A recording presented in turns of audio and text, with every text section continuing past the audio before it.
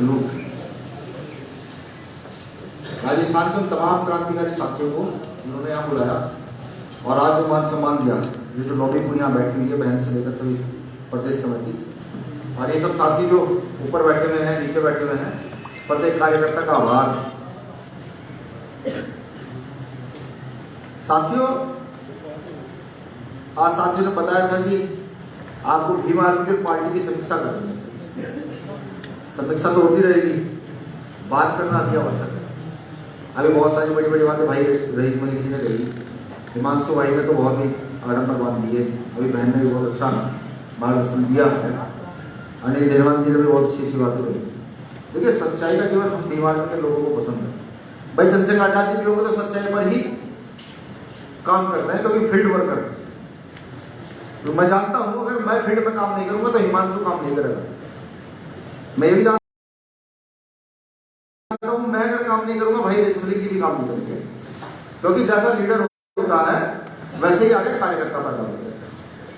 तो हम क्योंकि सच्चाई पे अमल करने वाले लोग हैं, कुछ बुरा लगेगा तो माफी चाहूंगा, क्योंकि कड़वा बोलते हैं,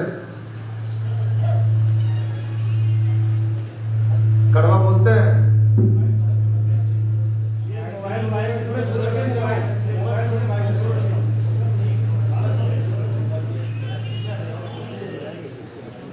कड़वा बोलते हैं, सच्चा बोलते हैं।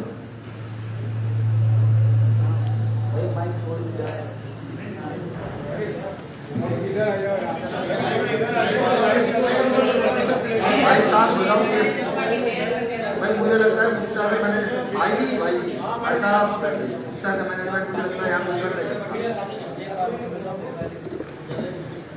मैं ये कह रहा था कि कड़वा बोलते हैं लेकिन सच्चा। देखिए, मौजूदा समय में जो स्थिति भारत की है, या मैं कहूँ जो स्थिति यहाँ के दलित आदिवासियों की है, पिछड़ों के मुसलमानों की है,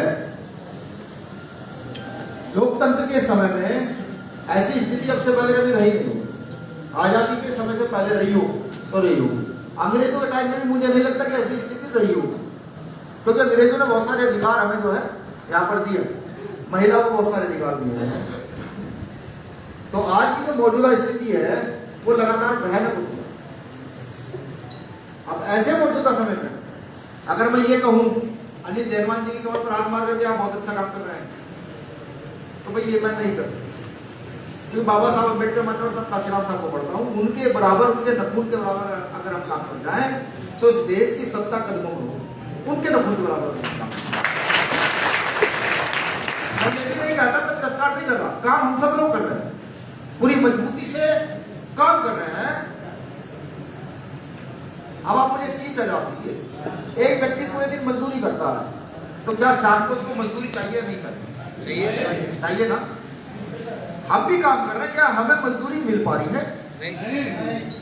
भाई हत्याएं नहीं रुक पा रही, बलात्कार नहीं रुक पा रहे, रिजर्वेशन की रक्षा नहीं कर पा रहे। अभी ओबीसी आंदोलन हुआ था, हिट का जो आंदोलन हुआ था, मैं कह रहा हूं, मैं मध्य प्रदेश में गया था उस समय। मध्य प्रदेश सरकार ने जितना हो सकता हो महिलाओं को घसीट घसीट कर पीटा, साथियों को घसीट घसीट कर मारा। क्या हम कुछ ले पा रहे हैं? अपनी मजदूरी ले पा रहे हैं?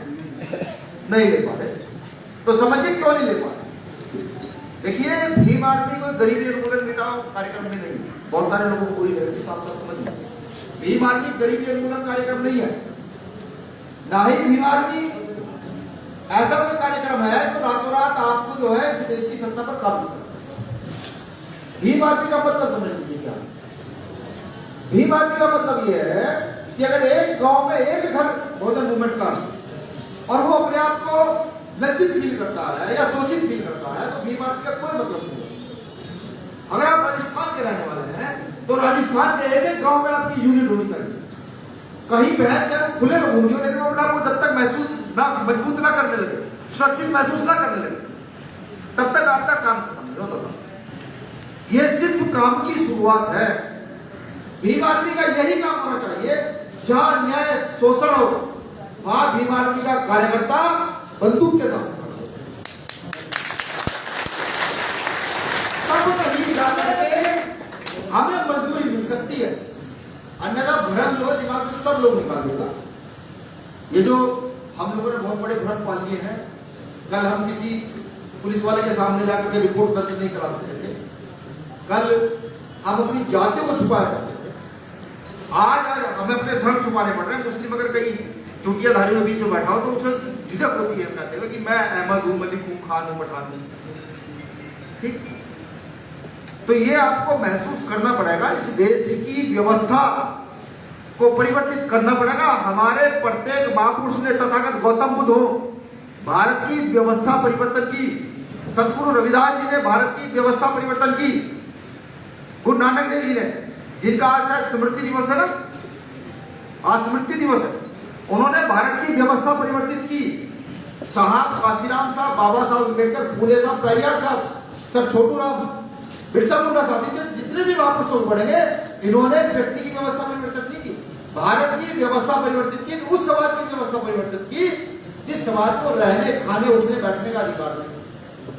और मैं उसी समाज का व्यक्ति हूँ, यहाँ जो लोग बैठे हुए ये सब उसी समाज के व्यक्ति हैं जिनका शोषण भारत पर सर्व सीमा में था उस समय। आज भी अगर संवैधानिक दायरा लिया जाए, संविधान को उठाकर चला जाए, लोकतंत्र की भाषा देखी जाए, तब भी आज भी हमको पूर्ण आजादी नहीं है। जो व्यक्ति ये कहता हो, क्योंकि बहुत सारे साथी मुझे ऐसे मिलते हैं जिनके पेट भर चुके हैं, जो आज रिजर्वेशन के आधार पर बड़ी बड़ी नौकरियां कर रहे हैं, जिनके परिवार उन्नत हो गए हैं, वो ये कहते हैं कि भाई हमें किसी चीज की कोई परेशानी नहीं। लेकिन आज भी ये बहुजन समाज जो है ना, ये आज भी कीड़े मकोड़ों की तरह रह रहा है, बिल्कुल रह रहा है। कोई ये कहता हो चीख कर कहने नहीं, स्वर्णों को 10% आरक्षण दिया जाता है, बिना लड़े बिना मरे उनका आरक्षण मंजूर हो जाता है। हरियाणा में जाट आंदोलन करता है आरक्षण के लिए, ना जाने कितने लोग मरते, कितने लोग जेल चले जाते हैं। महाराष्ट्र में मराठा आंदोलन करता है आरक्षण के लिए, कितने लोग मरते, कितने लोग जेल चले जाते हैं। और इसी प्रदेश में गुजर आंदोलन करते हैं, कितने लोग जेल जाते हैं, कितने लोग मर जाते हैं। समझिए व्यवस्था क्या है। यहाँ लोकतांत्रिक व्यवस्था स्थापित नहीं है, ना ये लोग होने देंगे। ये अपने शासन के बाद लगातार मनुस्मृति की व्यवस्था को धीरे धीरे स्थापित कर रहे हैं। अगर ये वाकई लोकतांत्रिक की व्यवस्था में विश्वास रखते हैं तो साहब काशीराम साहब कहते थे, जितनी जिसकी संख्या हमारी उसकी उतनी हिस्से, बात खत्म। भाई जितना हिस्सा तुम्हारा है तुम ले लो, जितना हिस्सा हमारा है हमें दे दो, जितना हिस्सा महिलाओं का है, पुरुषों का है, वो उनको दे दो। लेकिन ये बात नहीं होगी, क्योंकि ये देश चंद पूंजीपति लोग इस देश को चलाते हैं और यहाँ की राजनीतिक व्यवस्था पूरी पूरी पूंजीवादी है। इस पूंजीवाद से लड़ेगा कौन? आप क्या सोचते हैं? जिसकी फैक्ट्रियां चलती है वो यहाँ आकर बैठा होगा, आपके बीच में बैठा होगा। एक व्यक्ति ऐसा नहीं होगा जो 100 करोड़ का मालिक, एक व्यक्ति नहीं होगा। अब बस बात 100 करोड़ की क्यों करी? 100 करोड़ इतनी बड़ी इनकम नहीं होती। सवर्णों में अगर देखा जाए, उनकी पूंजी को लगाया जाए, देश की 95% धन संपदा, यहाँ के व्यापार, सरकारी नौकरियां उनके चरणों में। किस लिए? जुडिशरी में ओबीसी का मुझे बता दीजिए कितना प्रतिशत है? दलितों को छोड़ देते हैं। मुझे आईएसपीसी बता दीजिए बैकवर्ड कितने हैं? ये तमाम व्यवस्था परिवर्तन की लड़ाई। भीम आर्मी भी वही परिवर्तन करी। भीम आर्मी लड़ी ना, अब तक हत्या हुई तो लड़ी, रेप हुआ तो लड़ा, किसी बुजुर्ग को पीटा गया तो लड़ा, 2 अप्रैल में लड़ी ना भीम आर्मी। अब लड़ाई मजबूत कर दी, मजबूत लड़ाई होगी क्या? मजबूत लड़ाई होगी क्या?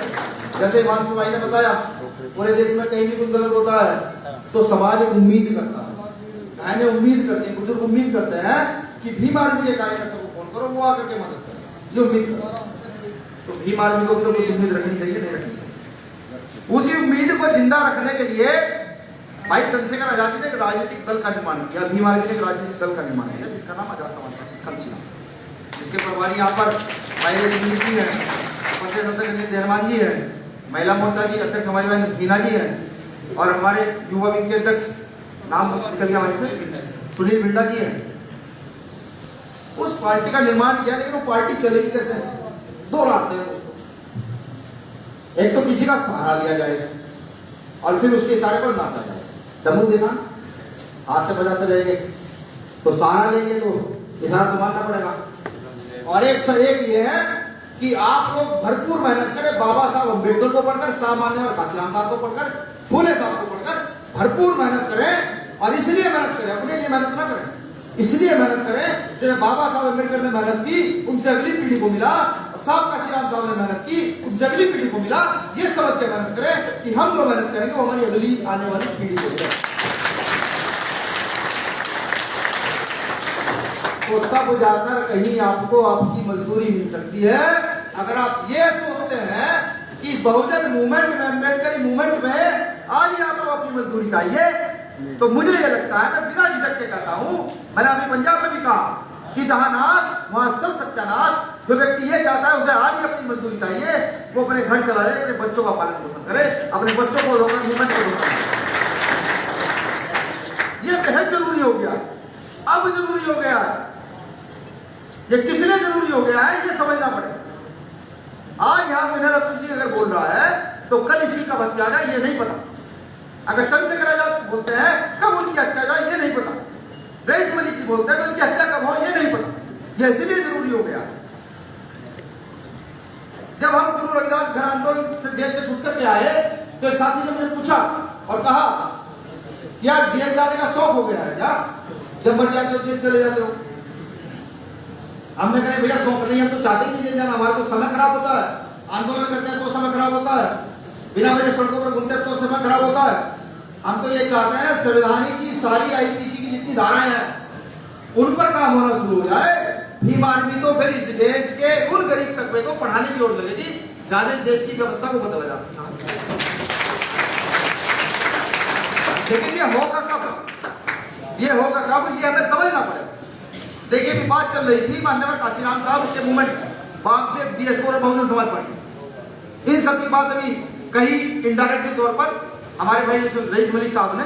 मैं आपको बता दूं किस देश में तब जब बहुजनों का राज आया है, कानूनी व्यवस्था को मजबूत किया गया, बिल्कुल किया गया। लेकिन वो व्यवस्था तब तक मजबूत हुई है, तब तक राज बहुजनों का रहा है जब जब उस व्यवस्था में उन घुसपैठियों ने घुसने का काम किया है, जो यूरेशिया से आए लोग हैं, तब तक उस व्यवस्था को कमजोर किया गया। ठीक उसी प्रकार जैसे बाबा साहब अम्बेडकर के जाने के बाद आरपीआई का नाश, सब सत्यानाश हुआ। कोई ये कहता है आरपीआई तो आज भी चल रही है, महाराष्ट्र में चल रही है, यहां भी कुछ कार्यकर्ता होंगे, पूरे भारत में होंगे। लेकिन बाबा साहब अम्बेडकर के जाने के बाद रिपब्लिकन पार्टी ऑफ इंडिया खत्म हो गई। मान्यवर साहब काशीराम समझाते रहे कि हम इस देश के शासक बन सकते हैं, हम इस देश के शासक बन सकते हैं, लेकिन लोगों ने नहीं सुनी और उसको खत्म कर दिया। खत्म करने का मतलब ये नहीं उस पार्टी का रजिस्ट्रेशन खत्म हो गया, उसके कार्यकर्ता खत्म हो गए, नहीं, विचारधारा से भटकी हुई पार्टियां खत्म हो जाती। ठीक उसी प्रकार मौजूदा समय में साहब काशीराम साहब ने जिस पेड़ को लगाया था, जिस बीज को लगाया था, उस बीज की वो बीज विचारधारा विहीन हो चुका है। वो कहता है ना, हाथी नहीं गणेश ब्रह्मा विष्णु महेश। अभी चंद्रशेखर भाई ने भी कहा कि हाथी गणेश तभी बनेगा तब हाथी की हत्या की जाए, यानी कि एक विशालकाय जानवर की हत्या करेंगे तब जाकर एक छोटा व्यक्ति और एक जानवर का मिलन होकर के किसी चीज की रचना हो। वो विशालकाय जानवर कौन है? वो विशालकाय है ये बहुजन समाज के लोग। इनकी जब हत्या होगी तब जाकर निर्माण होगा। हम ये छोटी सी बात आज तक नहीं समझ पाए, हमारी मौजूदा पार्टी इस बात को नहीं समझ पाई, लेकिन आज का युवा, आज की बहनें इस बात को समझ पा रही। ये नीलम पन्ना गले में ऐसे नहीं आया, ये नीलम पन्ना ऐसे नहीं आया। आज आरएसएस के लोग हो, कांग्रेस के लोग हो, बीजेपी के लोग हो, यहां तक कि मनुवादी व्यवस्था के लोग भी हो, जब इसको देखते हैं तो ये कहते हैं कि ये कार्यकर्ता भीम आर्मी का है। ये व्यवस्था स्थापित हो रही है, ये मजबूत व्यवस्था भारत में स्थापित हो रही है। हम भी ये चाहते हैं जब जब कहीं अन्याय अत्याचार हो और वहां नीले पड़ने के लोग निकले तो दूसरे के दिमाग में खौफ होना चाहिए, भीम आर्मी का काम है। अब हमें समझिए करना क्या, हमें किस तरीके से आगे की ओर बढ़ना है। हो सकता है हमारे पास व्यवस्था ना हो, मैं भी अगर सवाल कर दूं कि किसको क्या परेशानी है, सबसे पहली परेशानी ये हमारे साथ ये बताएंगे कि भैया अर्थव्यवस्था से बिल्कुल खत्म हो चुके हैं, कमजोर। मेरे साथ में एकदम से खड़े बताएंगे कि हर प्रदेश की ये समस्या है, लेकिन ये समस्या ना तो मैं दूर कर सकता, ना भाई चंद्रशेखर आजाद जी दूर कर सकते। इसलिए भाई ना तो कोई फैक्ट्री है, ना पेड़ है जिसको नू हिलाया और 100 500 के निकले कार्यकर्ता को बांट दे, जाओ भाई काम करो, नहीं। बस इस संदर्भ में एक बात मैं कहूंगा, जब कभी आपके पास धन आ जाए, आपकी बिजनेस अच्छा चलने लगे, तो तथागत गौतम बुद्ध को देखिएगा, गौर से देखिएगा उनकी आंखों में और समझिएगा कि ये व्यक्ति राजा था, इसके पूर्वज राजा थे, लेकिन समानता के आंदोलन के लिए इस व्यक्ति ने अपना सब कुछ छोड़ करके एक मूवमेंट को चलाने का काम। जब कभी महसूस किया हो कि बहुत गरीब हो गए हैं, घर में खाने के लिए दाना नहीं है, तो बाबा साहब अम्बेडकर की आंख से आंख मिलाइए, बाबा साहब अम्बेडकर की आंख से आंख मिलाइएगा और सोचिएगा कि ये वो इंसान है जिसके पास कुछ नहीं था, तिरस्कार के सिवाय कुछ नहीं था, फिर भी देश को संविधान दिया, जिसकी महिला को अधिकार दिए, देश के अछूतों को अधिकार, और सब कुछ पा करके भी सब कुछ छोड़ दिया। आंख से आंख मिलाइएगा, फौरन शरीर में एक ऊर्जा जो है ना प्रवाहित हो गया और आप पहले की तरह उठकर खड़े हो गए। साहब काशीराम साहब के सामने भी परेशानी था भाई, कार्यकर्ताओं ने कहा कि साहब बहुत परेशानी है, चले कैसे? उस समय साइकिल का दौर था, मोटरसाइकिल का दौर। तो साहब ने कहा कि संगठन के पदाधिकारी और कार्यकर्ताओं की जिम्मेदारी है, जब कोई पदाधिकारी एक स्थान से दूसरे स्थान तक प्रचार प्रसार के लिए पहुंचे तो उसके किराए की व्यवस्था, उसकी रोटी की व्यवस्था और उसके सोने की व्यवस्था मौजूदा समय के कार्यकर्ता और पदाधिकारी करेंगे जो बहुजन मूवमेंट को समझते हैं। और मैं ये दावे से कहता हूं, आज राजस्थान में हम लोग नौकरियां लेकर के बड़े छोटे छोटे बिजनेस कर करके डेवलप हो रहे हैं। हम इतने कमजोर राजस्थान में नहीं रहे कि अगर अनिल दहलवान जी 100 किलोमीटर जाते हैं 500 रुपए खर्च करके बस में बैठ करके, तो आप इनके रहने की और एक खाट की व्यवस्था ना कर पाओ। राजस्थान में हम इतने कमजोर नहीं, मुझे पता। सिर्फ एक मन बना लीजिए कि अब घर घर तक भीम आर्मी का झंडा बुलंद करना है, घर घर तक भाई चंद्रशेखर आजाद को मजबूत करना है, घर घर तक ये मैसेज लेके जाना है, चंद्रशेखर आजाद भाई कभी भी किसी का सहारा नहीं लेंगे, और जब वो किसी का सहारा नहीं लेंगे तो सिर्फ और सिर्फ बहुजन मूवमेंट के लिए काम करेंगे, किसी के सहारे पर काम नहीं करेंगे। ये मन बना। अगर आप लोगों ने एक बार ये मन बनाया, मेरे साथी तो भी कह रहे थे कि बिना 23 में हमारे बिना सरकार नहीं बनेगी, मैं तो नकारता हूँ इस बात को, बिल्कुल नकार देता हूँ, सिरे से नकारता हूँ। मैं कहता हूँ हमारे साथी ने झूठ बोला भी, मैं कहता हूँ अगर 6 महीने मिलकर काम कर दिया आप लोगों ने तो इस प्रदेश में खाली आप ही की सरकार होगी। और जिस दिन आपकी सरकार होगी ना यहाँ, उस दिन न्याय स्थापित कैसे होगा, उस दिन सामाजिक और राजनीतिक समानता कैसे आती है, उस दिन आर्थिक समानता कैसे आती है, ये बाबा साहब अम्बेडकर को मानने वाले लोग बताएं। अब देखिए भीम आर्मी का थोड़ा सा काम डिफाइन कर दूं, भीम आर्मी का काम तो बहुत सारा, लेकिन अब जो भीम आर्मी का काम होना चाहिए उस पर ध्यान दीजिए। मैंने पहले बताया कि पूरे प्रदेश के अंदर या देश के अंदर कोई घटना घट जाती है तो व्यक्ति या बहन या बुजुर्ग एकदम से कहता है भीम आर्मी के लोगों को फोन, यानी कि हम जाते हैं उस परिवार का सहयोग करते हैं। इस बीच मैंने एक चीज और कही थी कि भीम आर्मी कोई गरीबी उन्मूलन कार्यक्रम नहीं है, उस शब्द का भी मतलब समझ लीजिए। भीम आर्मी से लोग उम्मीदें करते हैं, जो अब से पहले व्यवस्था थी कि हमारे नेता आपस में कुछ हुआ थाने कोर्ट कचहरियों में जाते थे और आपस में समझौते के नाम पर सुविधा शुल्क लिया करते थे, भीम आर्मी ने वो खत्म किया है। तो ऐसा कोई भी व्यक्ति जो सुविधा शुल्क की ओर जा रहा हो, वो मेरी चेतावनी समझ ले, मुझे भी समझ ले, यहाँ बैठे लोगों को भी समझ ले कि वो रुक जाए, बिल्कुल रुक जाए। कहीं अगर हम उस बीच में आ गए तो उसको कहीं किसी लायक छोड़ेंगे नहीं, समाज में।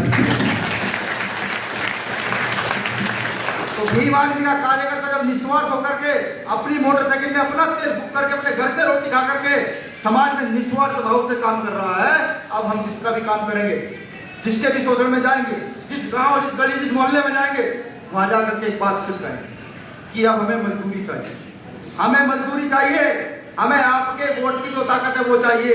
आपने अब तक सब लोगों को वोट दिया, सब सरकारों का शासन रहा, एक बार आपके वोट की ताकत होनी चाहिए। इतना काम कर दीजिए। मैं लिख कर देता हूँ, मैं लिख करके देता हूँ, इस प्रदेश में आजाद समाज पार्टी को रोकने वाले की किसी औकात नहीं होंगे, नहीं, सिर्फ इतना काम शुरू कर दीजिए, प्रण बना लीजिए।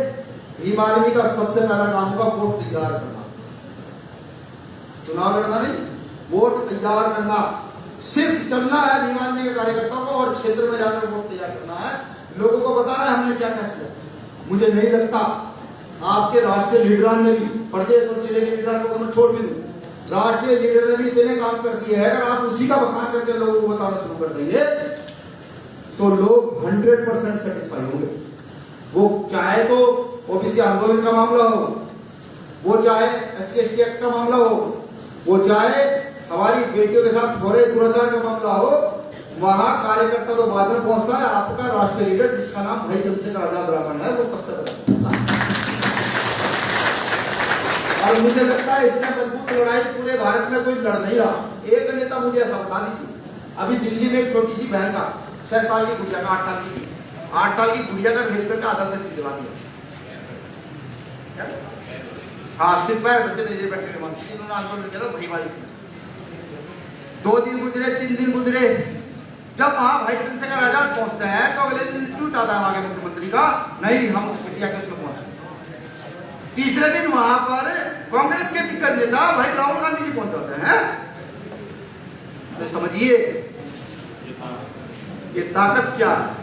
मैं अगर ये कहने लगूं ना, ये ताकत भाई चंद्रशेखर आजाद जी ने बनाई, वो भी नहीं कहेंगे, आए तो पूछेगा, ये मेरा स्टेटमेंट नोट कर लीजिएगा कि ये ताकत भाई चंद्रशेखर आजाद जी ने बनाई, नहीं, ये ताकत किसी ने बनाई है तो आप लोगों ने बनाई है।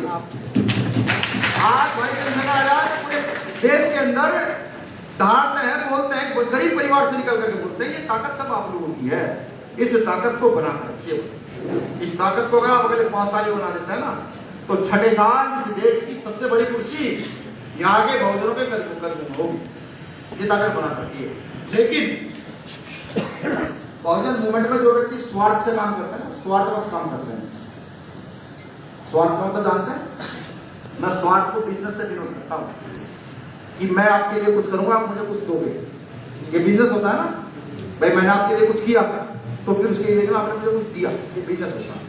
स्वार्थ भी उसी करीब आता है कि मैं अगर मूवमेंट में काम करूंगा, कल मैं MP MLA बन जाऊंगा, कल मैं मंत्री विधायक बन जाऊंगा, ये स्वार्थ है। इसको मत पालिए, स्वार्थ को बिल्कुल मत पालिए। स्वार्थ को आप जितना पालते चले जाओगे, स्वार्थ उतना पहाड़ की तरह आपके सामने खड़ा हो जाएगा। आपकी उन्नति में सबसे बड़े अड़चन कोई शब्द है तो उसका नाम स्वार्थ। बिल्कुल स्वार्थ मत पालिए, सिर्फ बहुजन मूवमेंट को मजबूती के साथ आगे की ओर लेकर चलते चले जाइए, लोगों को तैयार करते चले जाइए। जब आप 100% अपना देते हैं मूवमेंट को, तो फिर विनय रतन आपको कैसे जानेगा, इस सब चीज को छोड़ दीजिए। विनय रतन पर आपकी सूचना ऐसे जाएंगी बहुत तेज दौड़ करके, मुझे पता लग जाएगा कि उस प्रदेश के अंदर उस जिले का ये पदाधिकारी इतनी मजबूती से काम कर रहा है कि उसका काम सराहनीय है। जैसे भी आपके प्रदेश अध्यक्ष ने एक हमारे जिला अध्यक्ष का नाम यहाँ पर दिया, जिस दिन भी वो जिला अध्यक्ष अपना स्वार्थ सामने खड़ा कर लेगा, उस दिन यहाँ आपके प्रदेश अध्यक्ष उसका नाम ले लेंगे। तो समझ लीजिए, स्वार्थ को अपने से कोसों दूर रखिए, बिल्कुल दूर रखिए। और साथियों, एक चीज और महत्वपूर्ण चीज, शिक्षा का प्रचार प्रसार किसी भी बुरे से बुरे समय पर रुकना नहीं चाहिए, बिल्कुल होता रहना चाहिए। भीम आर्मी पाठशालाएं गांव में लगातार खुलती रहनी चाहिए। उन पाठशालाओं से ही जो होगा, जो आज हम खड़े हैं तो उन्हीं पाठशालाओं के लिए हैं, हम जिंदा हैं तो उन्हीं पाठशालाओं के लिए हैं, क्योंकि उन्हीं पाठशालाओं में आप छोटे छोटे बच्चे तैयार कर सकते हैं, छोटे छोटे बेटराइट तैयार कर सकते हैं। जब आप उनको फूले पेरियार साहू की विचारधारा बताएंगे, जब आपको बुद्ध, गुरु नानक, संत कबीर को पढ़ाएंगे, गुरु रविदास को पढ़ाएंगे, तो वहीं से ही एक बड़ा रेवोल्यूशनरी पैदा होगा, वहीं से एक आंदोलनकारी पैदा होगा। आंदोलनकारी लड़ाई झगड़े वाला नहीं, अम्बेडकरी आंदोलन समानता का आंदोलन है, महिलाओं के लिए आंदोलन है, यहाँ के छूतों के लिए, शूद्रों के लिए आंदोलन है, वो वहीं से पैदा होगा। तो कितनी भी बड़ी परेशानी हो, हर गांव में भीम आर्मी की पाठशाला की स्थापना कीजिए और सबके लिए द्वार खुले रखिए। सबको कहिए आइए, आकर के यहाँ पर शिक्षा लें, क्योंकि हमारा इतिहास इतना बड़ा है कि जैसे आप मुसलमान को देश में आतंकवादी और गद्दार कहा जाता, मैं नहीं कहता, ये कहा जाता है, लेकिन जब नेट पे मैं निकाल कर पढ़ता हूँ, इस देश की आजादी में सबसे ज्यादा मरने वाले मुसलमान हैं, सबसे ज्यादा शहीद। ये बात भी मैं नहीं कह रहा, ये नेट पर लिखा हुआ है। समझिए कि जिसको आतंकवादी कहा जाता है वो देश की आजादी में लड़ने वाले सबसे अगली पंक्ति में खड़े हुए लोग, यानी कि उनके इतिहास को दबाने का भी प्रयास किया गया। तो ऐसे महापुरुष, दलितों के भी महापुरुष बहुत हुए। झारखंड के 2 आदिवासी थे, सिद्धू और कानू, बहुत कम लोग नाम जानते होंगे। 1855 में 30,000 लोग मरे थे आदिवासी समाज, अंग्रेजों से लड़ते आजादी के लिए। 30,000 लोग है, जानकारी किसी को नहीं है ना? तो ऐसे ना जाने कितने इतिहास दफन है, कितने इतिहास दफन। अभी मैं कल ही माता फातिमा शेख के साथ जयंती थी, तो मैंने सोचा विकिपीडिया पर निकालूं, आज देखूं क्या है। मुझे उनकी जयंती का पता नहीं लग पाया, गूगल पर नहीं मिल पाई कि उनकी जयंती कब है। तो समझिए हमारे इतिहास धीरे धीरे करके दफनाए जा रहे हैं, बिल्कुल दफनाए जा रहे हैं। जैसे कि एक विवाद चल रहा है, राजा मीर भोज है, गुर्जर समाज के लोग कहते हैं ये हमारे हैं, राजपूत समाज के लोग कहते हैं हमारे हैं। इतिहास से कहते हैं जो गुर्जर समाज के हैं, उस पर पूरा विवाद चल दिया है, इसलिए किसी के सामने वीर गुर्जर महाराज लिखा गया, पूरे प्रदेश में यूपी में जबरदस्त विवाद चल रहा है। तो ऐसे अनगिनत महापुरुष हैं, अगर आप ढूंढना शुरू करोगे इतिहास में और पढ़ना शुरू करोगे तो हिल जाओगे, इतना बड़ा इतिहास है। भीमा कोरेगांव का इतिहास तो याद होगा ना, कितने लोगों ने पढ़ा भीमा कोरेगांव? हम लोगों ने पढ़ा, बताइए जा करके। भीमा कोरेगांव का इतिहास वो है, सिर्फ झाड़ और हांडी उतारने के लिए 500 लोग 28,000 लोगों से खड़े गए, भूखे प्यासे कई दिन के भूखे प्यासे। तो ये तो वो कौम है, ये अगर काम करना शुरू कर दे तो किसी की कोई भागीदारी हिस्सेदारी नहीं, मांगना किसी से कुछ नहीं, देने वाले लोग इसी देश में बन जाएंगे, इसी देश में। मुझे पूरी उम्मीद है कि यहाँ पर आए जितने हमारे पदाधिकारी पार्टी के हैं, जितने संगठन के कार्यकर्ता हैं, अब आज के बाद वो एकजुट होकर के अपनी मजदूरी के लिए काम करेंगे, अपने बच्चों के लिए काम करेंगे, अपने आने वाले भविष्य के लिए काम करेंगे, अपने लिए काम नहीं करेंगे, आने वाले भविष्य बच्चों के भविष्य के लिए काम करेंगे। इस बीच मैं आभार करता हूँ उन तमाम साथियों का जो यहाँ इतनी गर्मी के माहौल में भी बैठे हुए हैं, मेरी बहनें बैठी हुई हैं, बहुत शांति से सुन रही हैं। मैं आभार करता हूँ यहाँ की प्रदेश कमेटी का। सबसे महत्वपूर्ण आभार, जैसे मुझे रईस मलिक जी के विषय में पता लगा है कि 29 दिन यहाँ रहते हैं, 1 दिन के लिए घर जाते हैं। 2-3 महीने हो चुके हैं लगातार राजस्थान में 28-29 दिन लगातार काम कर रहे हैं। मैं आपसे आभारी हूँ और सबसे जिंदा हूँ, आप जैसे मजबूत कार्यकर्ताओं के सानिध्य में काम कर रहे हैं। चंद लाइनों से अपनी बात खत्म करता हूँ। साथियों, हम तो फकीरी मिजाज रखते हैं, अपनी ठोकरों में ताज रखते हैं। साथियों, हम तो फकीरी मिजाज रखते हैं, अपनी ठोकरों में ताज रखते हैं। भीम आर्मी के लोग कल की परवाह नहीं करते दोस्तों, भीम आर्मी के लोग तो अपनी मुट्ठी में आ रखते हैं।